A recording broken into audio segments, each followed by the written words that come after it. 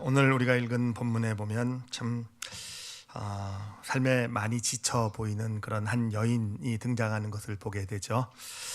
지쳤다라는 증거가 어디 있는가?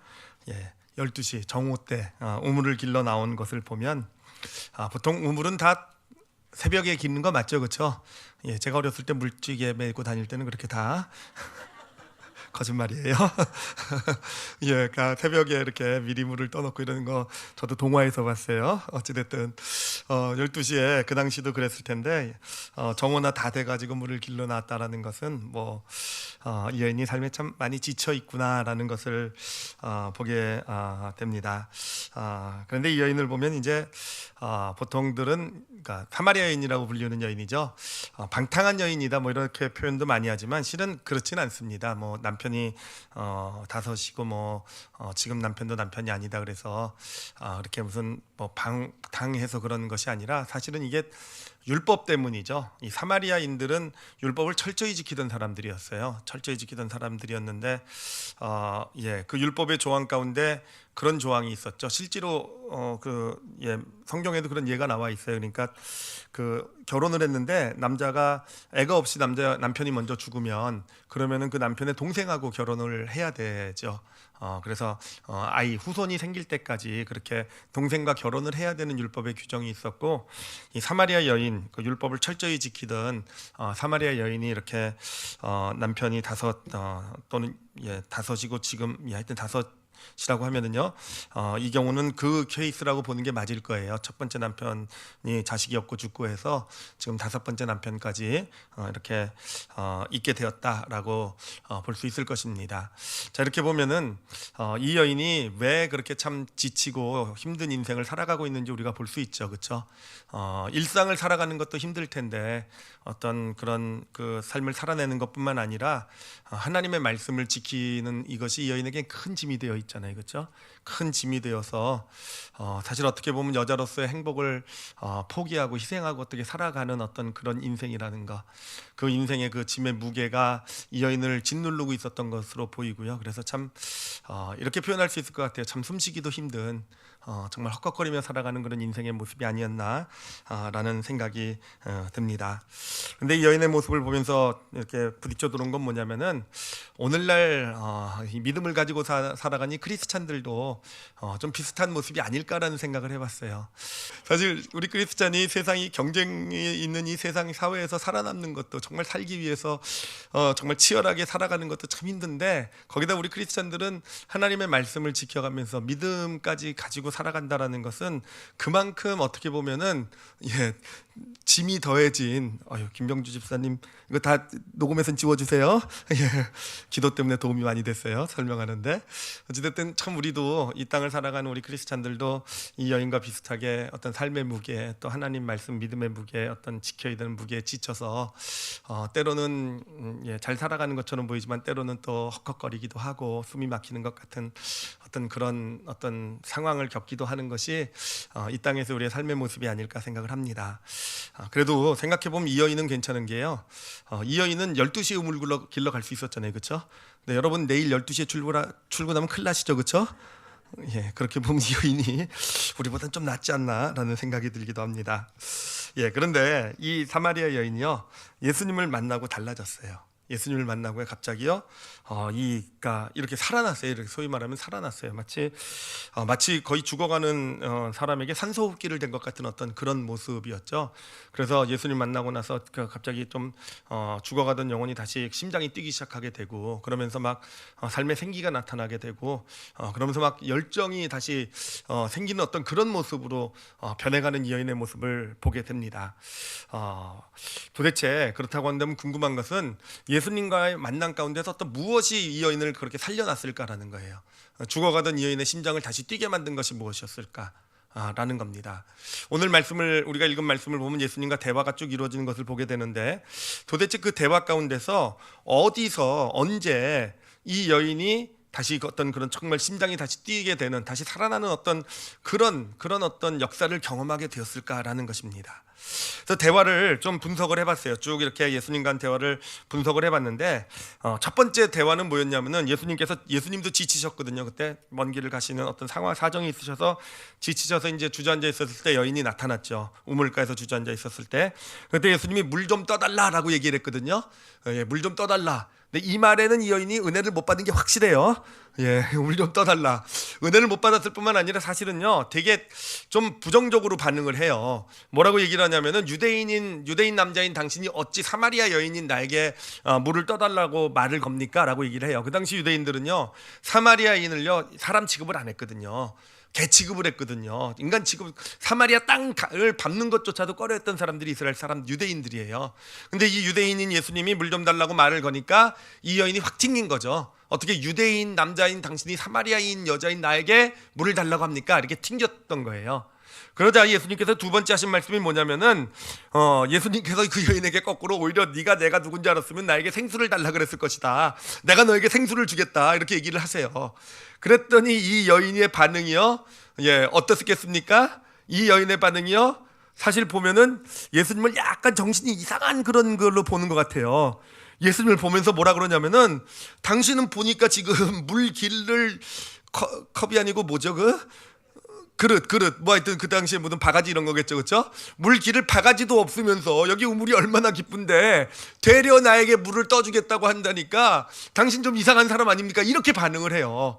그러니까 이 두 번째 내가 생수를 주겠다는 말에도 우리는 은혜를 받지만 생수, 예수님이 생수를 주신다 그러는구나. 이 여인의 입장에서는요, 웬 이상한 유대인 남자가 나타나더니 지쳐 보이더니 갑자기 물 달라 그러더니 안 줄 것처럼 그러니까 내가 주겠다 그러더니 뭐 그러니까 정말 좀 정신 나간 사람이 아닌가 이렇게 반응을 하는 것을 보게 돼요. 자, 그러니까 예수님께서도 이제 세 번째 말씀하신 걸 보니까 좀 특단의 조치를 취하시게 되는 걸 보게 됩니다. 그렇게 반응을 하자 이 여인에게 뭐라고 얘기를 하냐면 갑자기 밑도 끝도 없이 내 남편을 데리고 와라 라고 얘기를 합니다. 내 남편을 데리고 와라, 불러와라 라고 얘기를 합니다. 자, 이 말은요, 이 여인에게 충격을 준 거는 사실인 것 같아요. 뭔가 이 여인에게 어떤 그런 어떤 이 여인을 당황시킨 건 맞은 것 같아요. 왜냐하면 아시잖아요. 남편이 5이나 있었던 거잖아요. 남편이나 다섯이나 있었던 정말 아이를 낳지 못해서 어떤 이스라엘 여인으로서 아이 낳지 못하는 건 가장 큰 아픔이고 고통이거든요. 그 고통을 그렇게 겪어온 그 인생, 그런 가운데서 이 여인이 정말 마음에 당황을 했던 것 같아요. 그래서 그냥 무심코 예수님 앞에 튀어나온 말이 뭡니까? 자신의 신세 한탄과도 같은 말이었죠. 나에게는 남편이 없습니다. 나에겐 남편이 없습니다라고 얘기를 해요. 자, 물론 이 말도 충격은 됐을 것 같은데 뭔가 어떤 마음의 어떤 찔림은 있었을 것 같은데, 그런데 사실 아직은 이 여인이 그 대답을 보면 나에겐 남편이 없습니다가 이게 살아난 대답이 아니에요. 이게 뭔가 소망이 있고 이게 어떤 다시 생명을 얻은 대답이 아니에요. 자, 그러면 이 여인에게 그렇게 생명을 공급한, 다시 심장을 뛰게 한 말은 무엇이었냐면은, 이 여인이요, 나는 남편이 없습니다라고 대답했을 때 예수님께서 어떻게 반응을 해주시냐면은 바로 그 반응 가운데 이 여인이요, 살아나기 시작하게 돼요. 다시 살아나기 시작하게 되는데, 그 예수님의 말이 뭐였냐면은, 내 말이 맞다, 내 말이 옳다, 너는 남편이 5이 있었지만 지금 남편도 내 남편은 아니다 라고 얘기를 하세요. 내 말이 맞다, 내 말이 옳다라고 얘기하신 거예요. 그렇죠? 근데 이때부터 이 여인이 살아났다라는 거예요.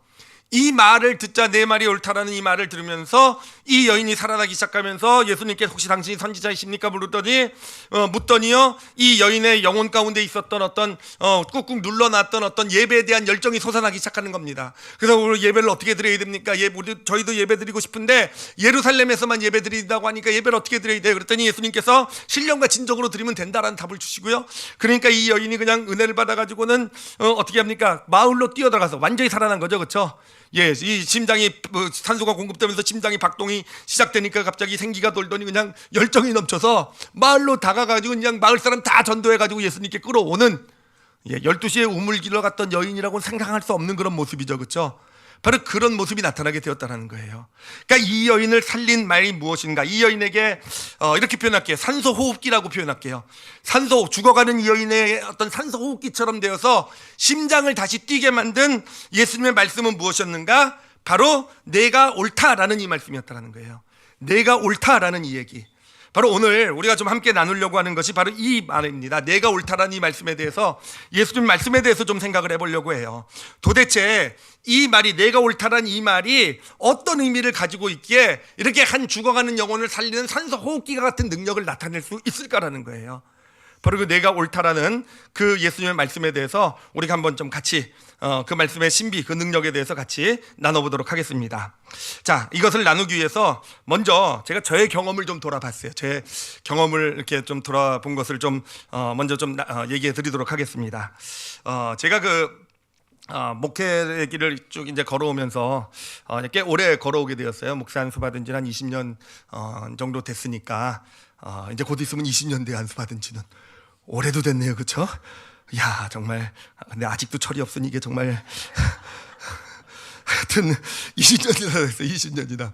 근데 이 목회 사역의 길을 걸으면서 사실 가장 저에게 힘든 일은 뭐냐면은, 제 마음을 이렇게 막 무너지게 만든 힘든 일은 뭐냐면은요, 저로 인해서 우리 성도 중에 누군가가 힘들거나 아프거나 어떤 상처를 받거나 이런 일이 생기면 참 많이 힘들어요. 또 저로 인해서 막 그런 얘기를 듣잖아요. 목사님 때문에 뭐 그때 그렇게 하셔서 지금 뭐 이런 일이 생기고, 그렇게 그런 말을 하셔가지고 지금 이렇게 됐고, 이런 얘기 들으면요, 정말 이게 다 무너지는 것 같은 느낌이 막 들어요.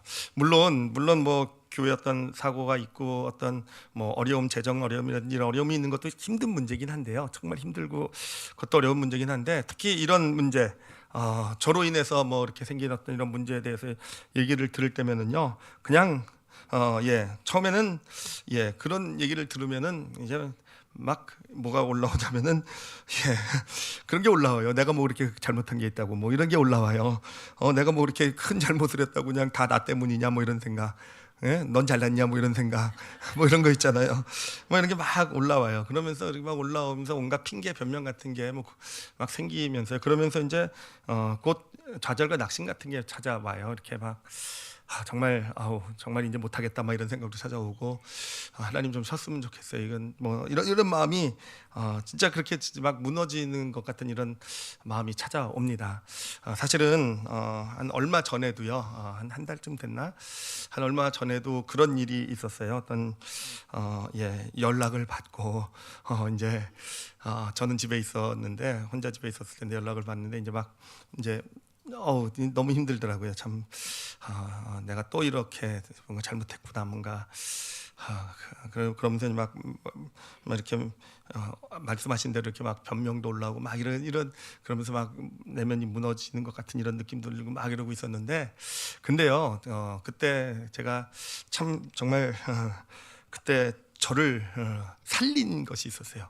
그게 뭐냐면은, 이제 아내가 조금 있다가 들어왔어요. 아내도 이제 그 소식 다 알고 이제 들어왔는데, 아내가 들어오더니요, 저를 보면서 처음 한 말이 뭐냐면은, 당신 괜찮아 그러더라고요. 괜찮아.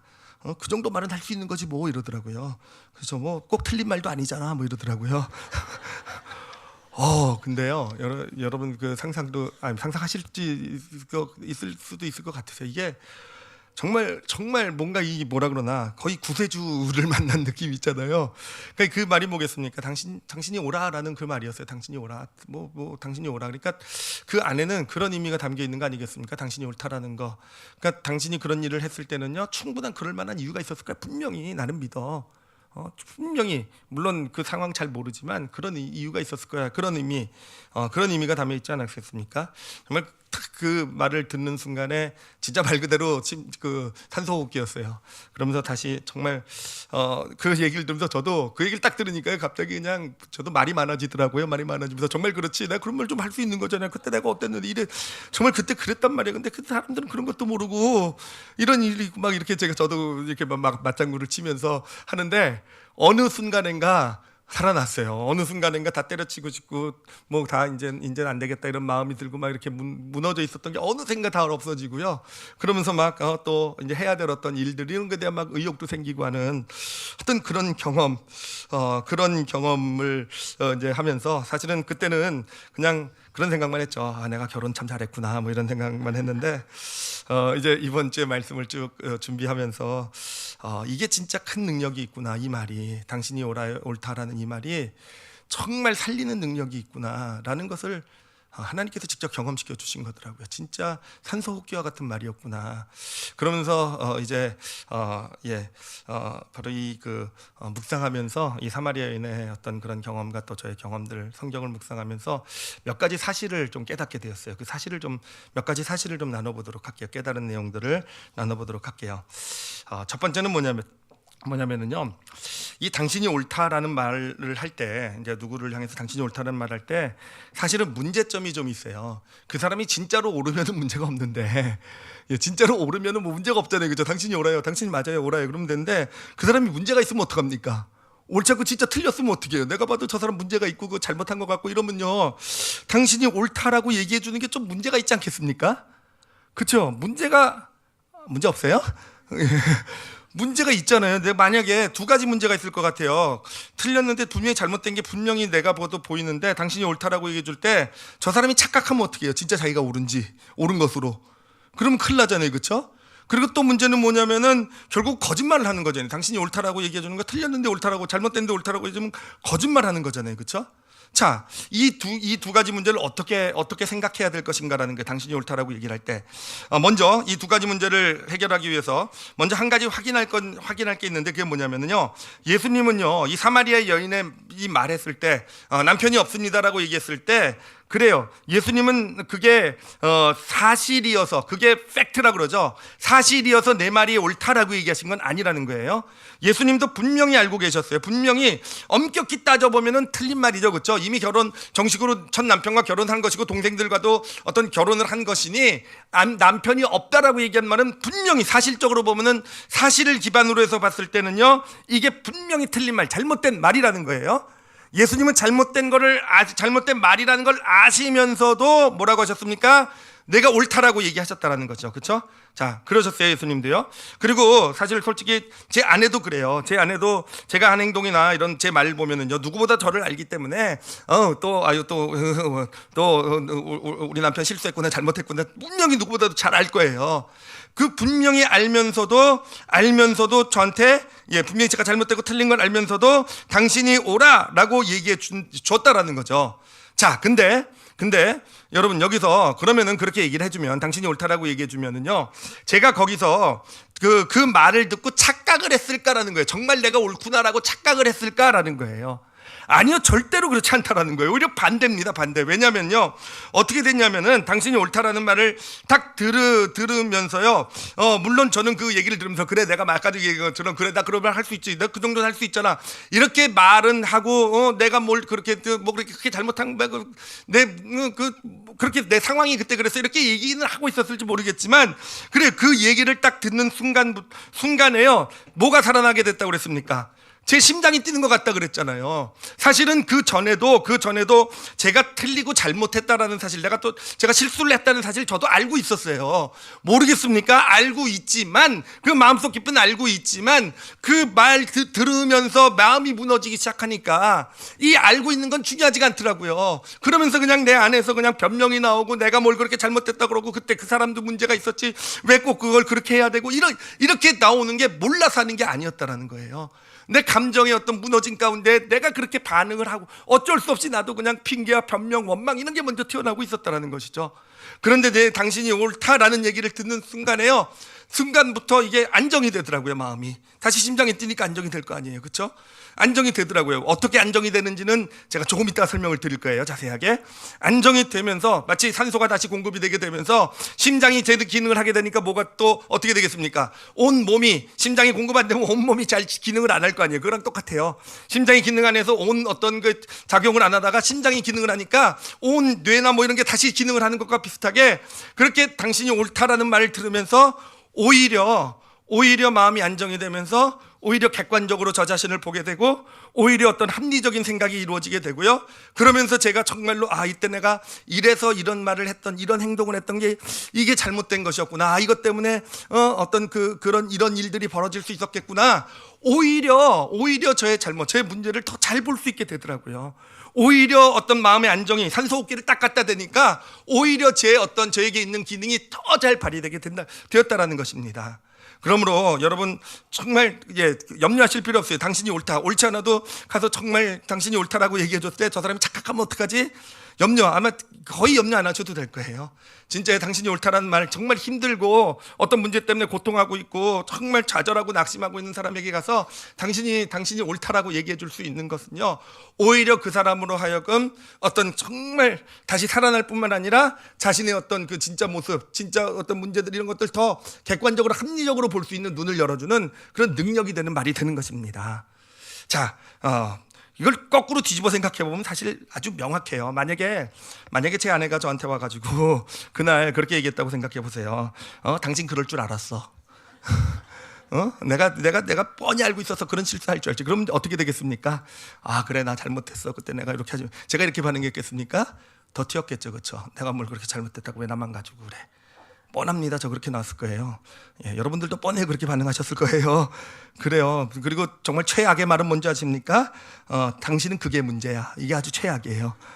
예, 당신은 그게 문제야. 그럼 아마 저 같았으면은요, 저는 이제 동굴로 피신을 해요. 저만의 동굴.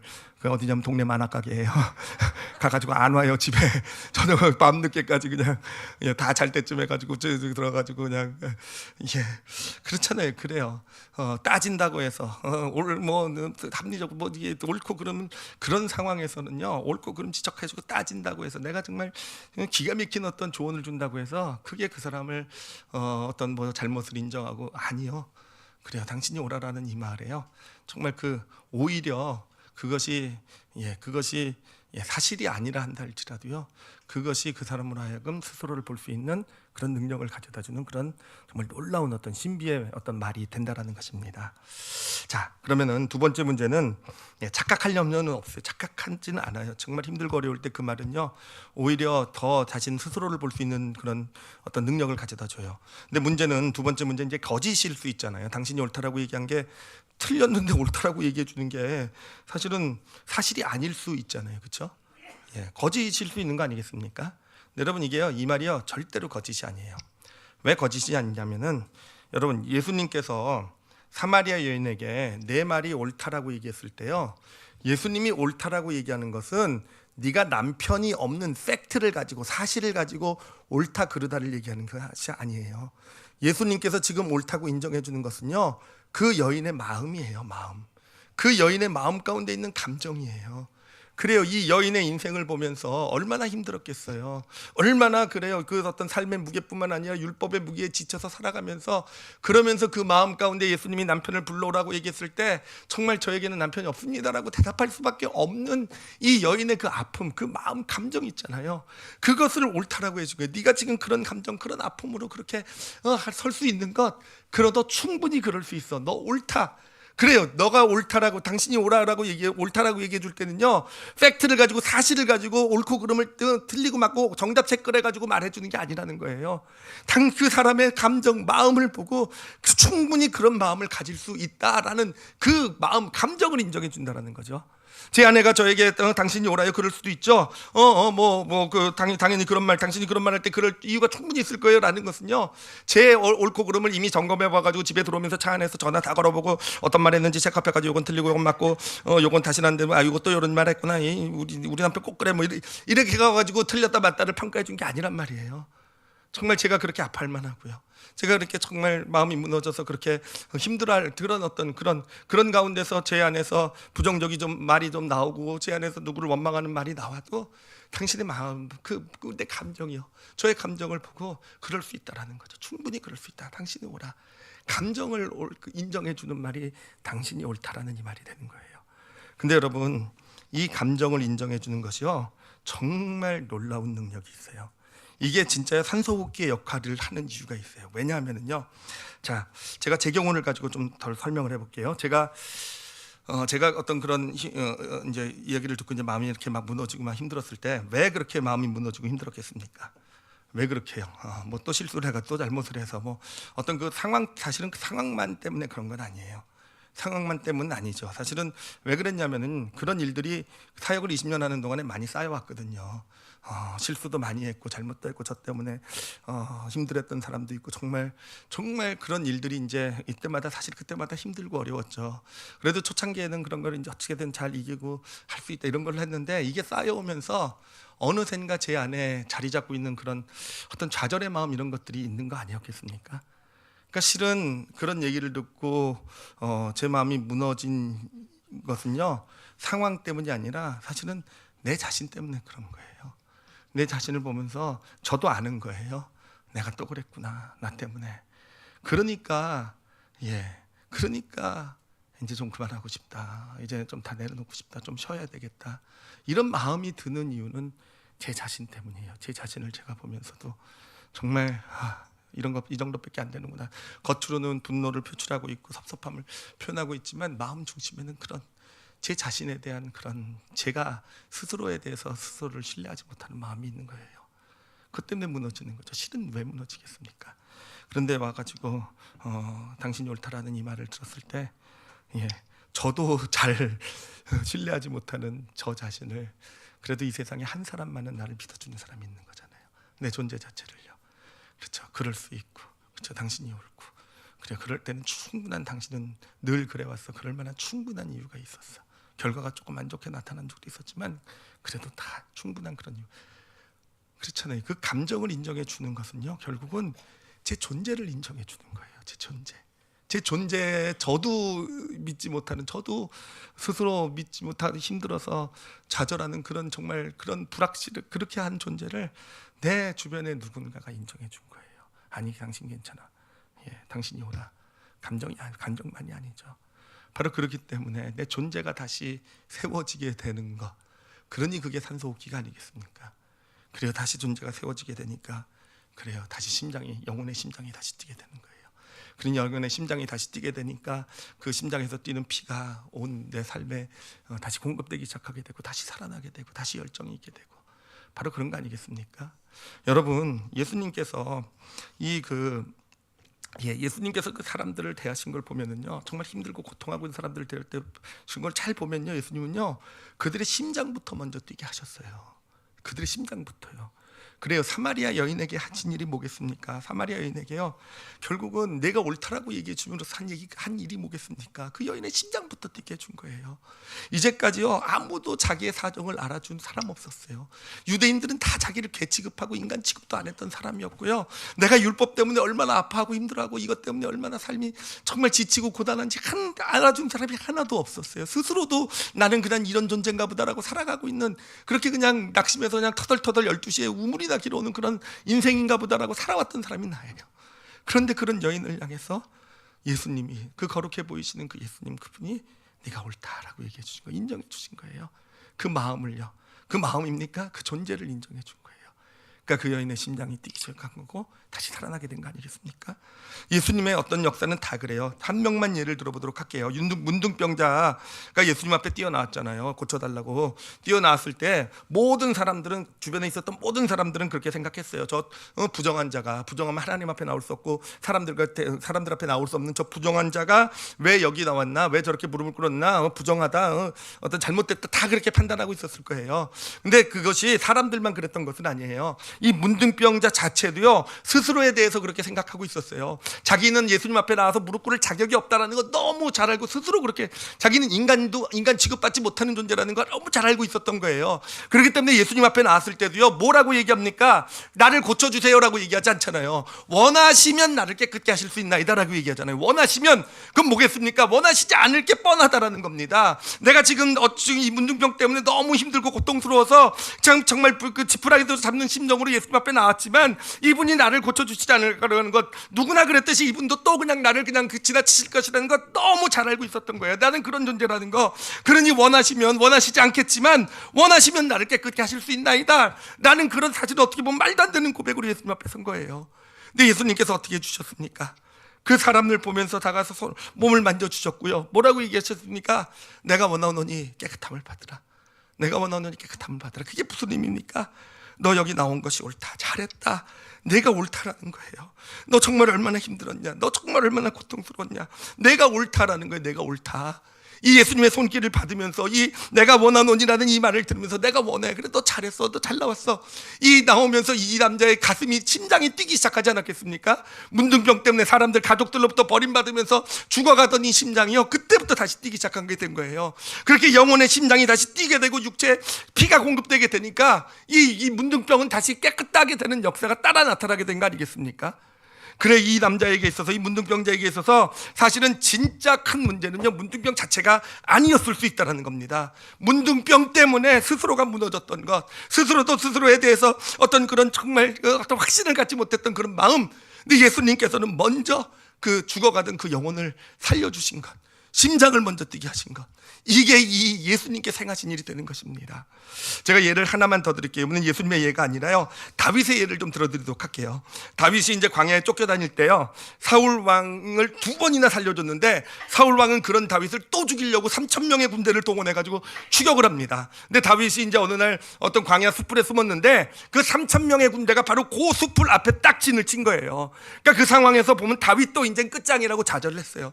더 이상 내가 잘 나가는 인생인 줄 알았는데 쫓겨다닌 인생이 되더니 이렇게 이제 끝났구나, 이제 더 이상 길이 없다라고 생각하고 정말 좌절하고 낭망해서 그 숲풀 사이에 난짝 엎드려 있는데, 그때 그 숲풀로 누가 다가가냐면 요나단이 다가갑니다. 바로 사울 왕의 큰 아들이죠, 후계자이자 다윗의 친구죠.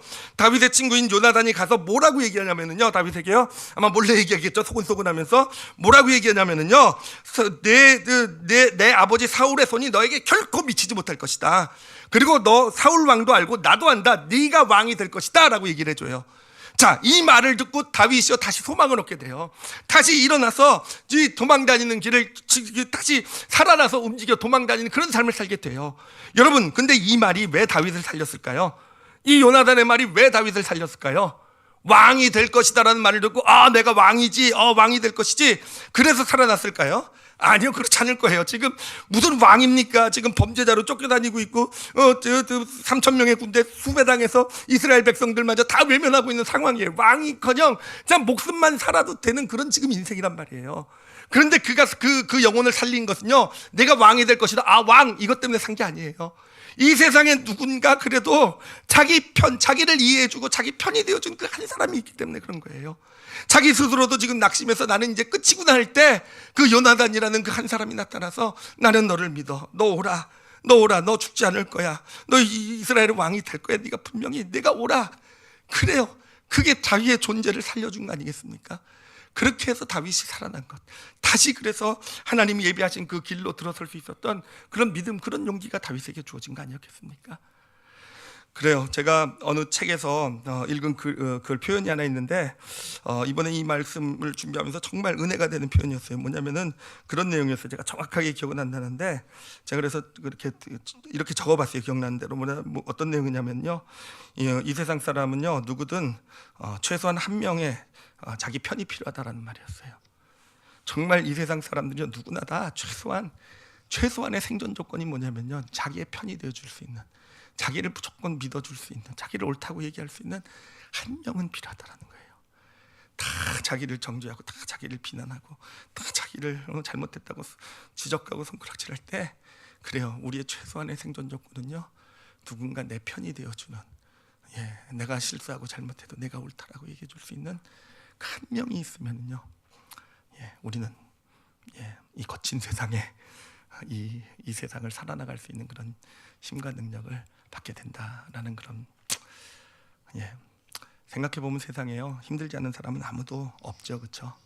다 잘 사는 것처럼 보이는 사람도요, 많은 건 누리고 성공한 것처럼 보이는 사람도, 다 괜찮아 보이는 사람도 사실은 다 삶의 무게에 지치고 있고, 다 정말 질식할 것 같은 어떤 그런, 정말 숨 쉴 수 없을 것 같은 그런 어떤 삶의 순간들을 경험하면서 그게 모든 사람의 모습이 아닐까 생각을 합니다.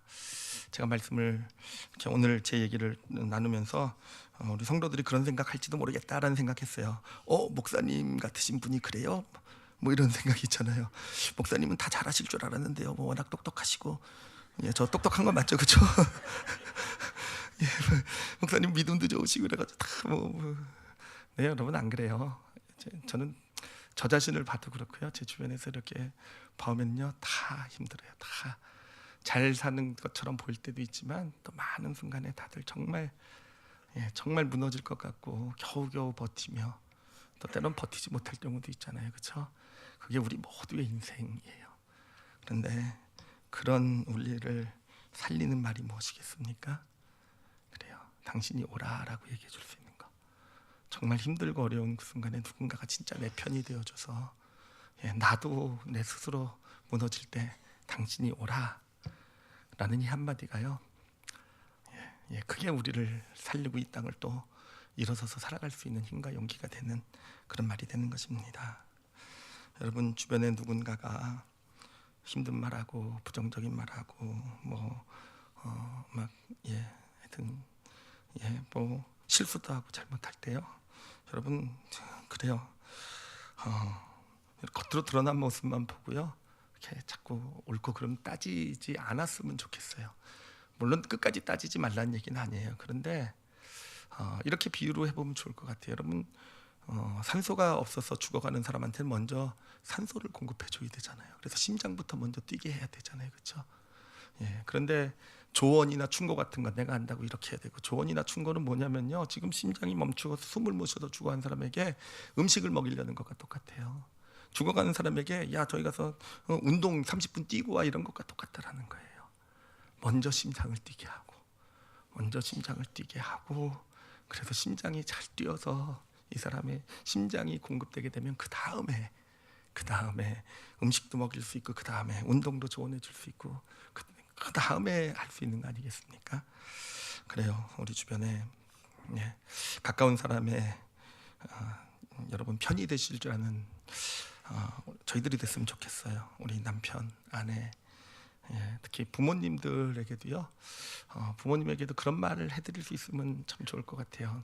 나이 들어가시는 부모님에게 어머니 아버지 당신이 옳으십니다, 이런 의미를 담은 말을 해줄 수 있는 게 얼마나 큰 힘이 될까라는 거. 재영이가 저한테 그런 얘기 좀 해줬으면. 그래요. 또 자녀들도 마찬가지인 것 같아요. 다 세상은요, 사회는요, 학교는 너 문제하고 너 왜 그때 그런 행동했고 너 왜 그렇게 했느냐 할 때, 여러분 아무리 나쁜 일하고 아무리 반항을 했어도요, 나름의 그 마음에는 오름은 있지 않겠습니까? 자기의 이유가 있지 않겠습니까? 누군가가 그걸 알아줘야 되는데 누가 알아주겠습니까? 부모가 알아줘야죠. 학교랑 똑같이, 선생님들이랑 똑같이, 사회에 사는 거랑 똑같이 혼내면 어떡합니까? 혼내지 말라는 얘기가 아니에요. 근데 정말 아파하고 힘들어하는 그런 것이 표현되는 그 모습을 놓고 세상과 똑같이 하지 않을 수 있었으면 좋겠어요. 가서 내가 오라 편이 되어주고 이해해 줄 수 있고, 그것이 진짜 자녀를 잘 세워가는 그런 어떤 그런 지혜고 그런 능력이 되지 않을까 생각을 합니다. 우리 주변에 있는 분들을 돌아보시면서 편히 되실 수 있었으면 좋겠어요. 우리 성도들은, 우리 크리스찬들은 세상은 먼저 가서 자기의 똑똑함 자랑하려고 얘기하잖아요. 그러지 않았으면 좋겠어요. 가서 편히 되어주고 옳다라고 말해줄 수 있는, 그렇게 하게 될 때 진짜 영향력이고 진짜 살리는 역할을 우리가 이 땅에서 감당하는 그런 믿음의 사람들이 되어져 갈 것입니다. 예수님께서 우리에게 해주신 일이 그거 아니겠습니까? 예수님을 믿었을 때, 제가 힘들어서 예수님 앞에 하나님 앞에 나와서 기도하며 무릎 꿇었을 때, 하나님은요, 너 이거 잘못하고 이거 틀렸고 이런 거 안 하시잖아요. 그냥 우리 받아주시잖아요. 그래요. 그냥 우리 편이 되어 주시는 하나님이세요. 그래서 힘들고 어려우면은요, 우리는 하나님 앞에 또 서면 돼요. 그러면 분명히 경험해요. 정말 하나님 앞에 서시면은요, 예배 가운데, 기도 가운데, 그래요, 나는 내 편이다. 나는 내 편이다. 내가 예수 그리스도를 십자가에 내어놓지 않았느냐. 그 하나님의 은혜가 우리에게 임하게 될 때 하나님이 나를 믿어주시잖아요. 우리가 다시 살아나고, 우리가 다시 정말 열심히, 힘들지만, 우리 김병주 집사님 또 팔아먹을게요. 세상 살아가는 거, 정말 믿음으로 살아가는 거 힘들지만 그 은혜 가운데서 또 세상을 살아갈 수 있는 힘과 능력, 용기를 얻게 되는 거 아니겠습니까? 당신이 옳다라는 이 말 잘 기억하시고요. 꼭 주변에 누군가 정말 필요한 사람에게 다가가셔서 그렇게 이 말로 편이 되어 주실 줄 아는 저와 여러분이 되시기를 예수님의 이름으로 축원합니다. 기도하시겠습니다. 기도하실 때요, 한번 생각해 보세요. 여러분, 내가 참 힘들고 어려웠을 때, 내가 실수하고 잘못했을 때, 막 내가 무너져갈 때 가장 고마웠던 사람이 누굽니까? 가장 그때 정말 힘이 됐던 사람이 무엇입니까? 믿어준 사람이잖아요, 그렇죠? 말로 꼭 표현은 안 했을지 모르지만 당신이 옳다라고 당신이 그런 행동을 했을 때에는 분명히 이유가 있을 것이라고 나는 믿는다라고. 어떻게 보면 그 한 사람만 있어도 우리는 살아날 수 있었던 것 같아요. 그 한 사람 때문에. 그렇죠. 근데 그렇다면 우리가 이제는 누군가의 그 한 사람이 되어야 되지 않겠습니까? 누군가 정말 세상에서 힘들게 살아가고 있는 남편, 아내, 우리 자녀, 우리 부모님, 그 누군가에게 내가 똑똑하다고 이게 문제고 이렇게 잘못됐고 그렇게 사니까 그렇게 되는 것이고, 아니요, 좀 편히 되어줄 수 있어야 되는 것, 그 한 사람이 내가 되어야 되지 않겠습니까? 그래, 그런 마음 가지고 하나님께 기도했으면 좋겠어요. 그런 마음 가지고 그렇게 편히 되어줄 줄 아는, 당신이 옳다라고 말해줄 줄 아는 제가 되게 해주세요라고. 그리고 구체적으로 좀 그 말을 해주고 싶은 사람을 이 시간 마음에 좀 떠올려 보세요.